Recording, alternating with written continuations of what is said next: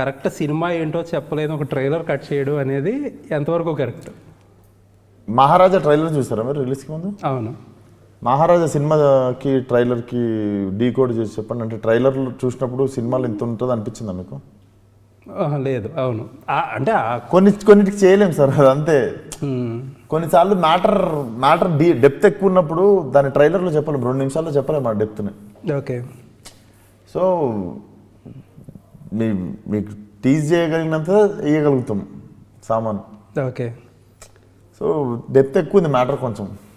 But Vishwak ఎలాంటి hero అంటే సినిమాలో ఒక పాటో లేకపోతే ఒక మంచి ట్రైలర్, ఎంటర్టైనింగ్ ట్రైలర్ ఏదో ఒకటి కట్ చేసి, లేకపోతే ఇప్పుడు స్పీచ్ల్లోనే ఎక్కడో మ్యాజిక్ చేసి ఓపెనింగ్ తెచ్చేసుకుంటాడు.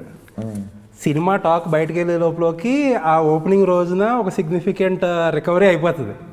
దానివల్ల ఏంటంటే మీరు మినిమం గ్యారంటీ, ఎంతో కొంత మినిమం గ్యారంటీ అనే పేరు తెచ్చుకోగలిగారు వేళ ట్రేడ్లో. బట్ ఇలాంటి ట్రైలర్ వల్ల అది కొంచెం ఇబ్బందా? ప్రివ్యూలు వేస్తున్నా కదా, అది బాగా కాంపన్సేట్ చేయాలంటే ఈసారి ప్రివ్యూలు వేస్తున్నా. ఇంకో ట్రైలర్ వస్తుంది 17th. ఓకే, అందులో ఇంకొంచెం రివీల్ చేస్తారా? అది కూడా కమర్షియల్ ఉంటుంది, చెప్తున్నా కదా. అబ్బా ఇది కొత్త పాయింట్ ఓపెన్ చేసి, కొత్తది ఏముండదు, కమర్షియల్. చాలా బాగుంటుంది చూడడానికి. మంచి మ్యూజిక్, మంచి యాక్షన్, మంచి టెంపో, మంచి రొమాన్స్. నేను ఫస్ట్ టైం మాట్లాడుతున్నట్టు ఉంటుంది ఇది. మా సినిమాలో రొమాన్స్ ఉంది, యాక్షన్ ఉంది, ఎంటర్టైన్మెంట్ ఉంది, అది ఇది అని. ఇప్పుడున్న దానికంటే ఇంకొంచెం కమర్షియల్గా ఉంటుంది. ఓకే. సో కానీ థియేటర్కి వచ్చిన వాడికి ఒక్క నిమిషం కూడా బోర్ కొట్టదు, అదైతే ఐ కెన్ ప్రామిస్. ఓకే.